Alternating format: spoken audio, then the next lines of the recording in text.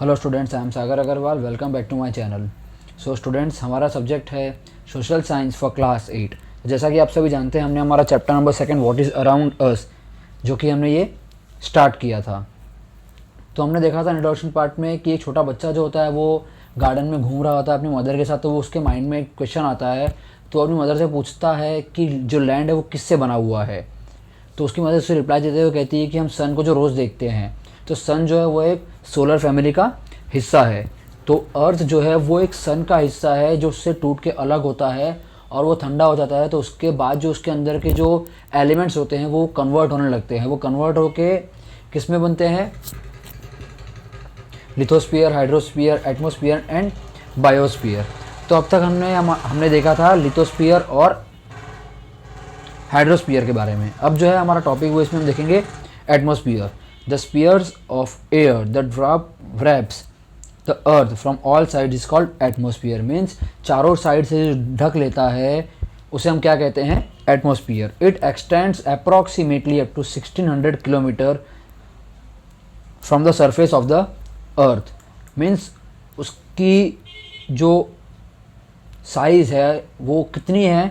1600 kilometres तक है, जो कि हम नहीं देख सकते, उसका हम अंदाज़ा भी नहीं लगा सकते हैं। It cannot be seen clearly with a necked I like lithosphere and hydrosphere. जैसे कि हम लिथोस्फीयर और हाइड्रोस्फीयर को देख सकते हैं, बट एटमॉस्फीयर जो है वो हम महसूस कर सकते हैं, उसे हम देख नहीं सकते हैं।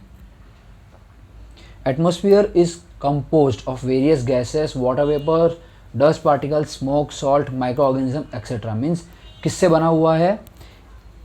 बहुत सारे जो अलग अलग टाइप के गैसेस है उससे बना हुआ है atmosphere.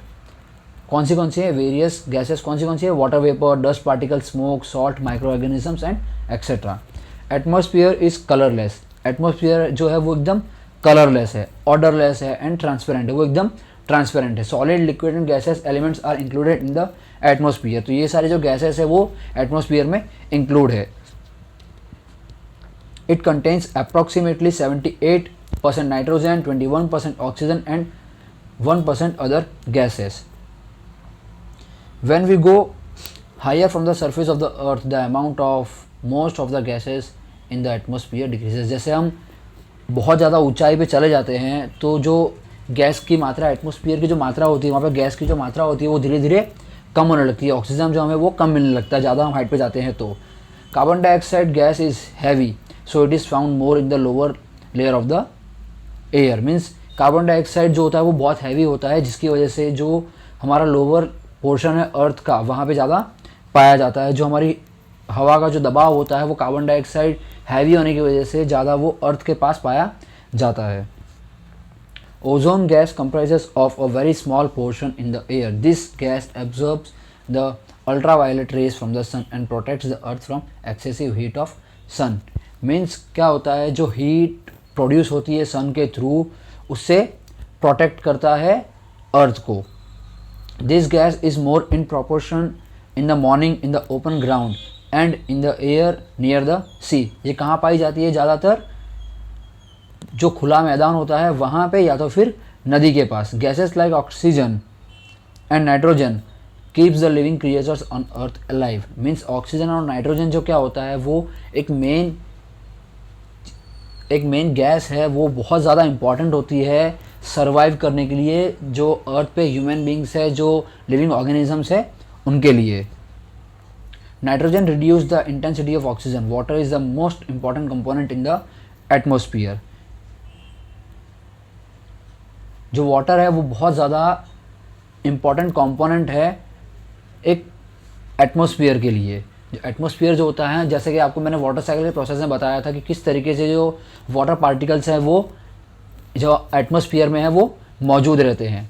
Due to heat the water in the form of vapour evaporates and mixes with air which is known as moisture. जैसा कि हम सब जानते हैं कि जब जो पानी होता है वो किस वेपर फॉर्म में कन्वर्ट होता है और वो किसके साथ मिक्स होता है? एयर के साथ।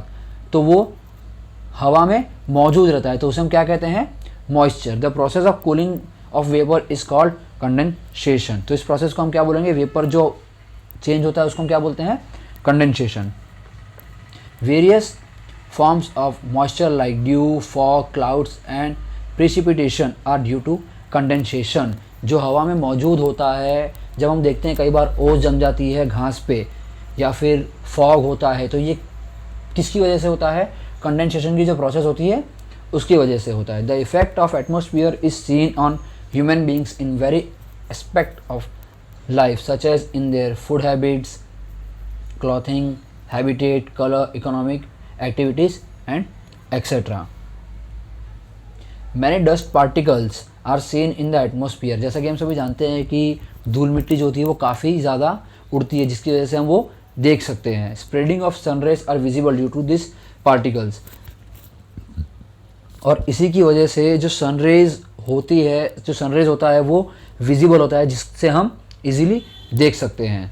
जो डस्ट पार्टिकल होते हैं उनकी वजह से. It is due to dust particles that it does not suddenly turn dark after the sunset and it does not suddenly turn bright after the sunrise.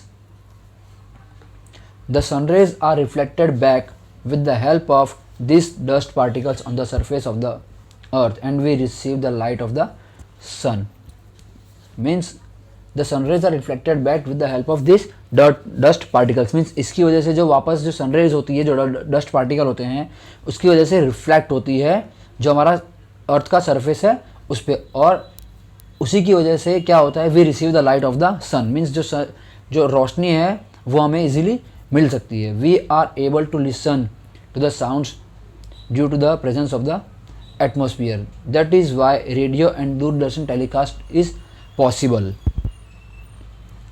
तो जैसा कि आप सभी देख सकते हैं इस इमेज में, जो हमारे अर्थ पे जो मौजूद है स्पीयर्स, वो कौन से हैं? Hydrosphere, atmosphere, biosphere and lithosphere. तो अब तक हमने कौन से कवर कर लिए हैं? Hydrosphere, atmosphere and lithosphere. जो ये 3 स्फीयर से हमने अब तक कवर कर लिए हैं, और हमारा जो लास्ट है वो बायोस्फीयर है, वो हम हमारे नेक्स्ट वीडियो में कवर करेंगे. तब तक इस वीडियो को देखिए और समझने की कोशिश कीजिए. Thank you students.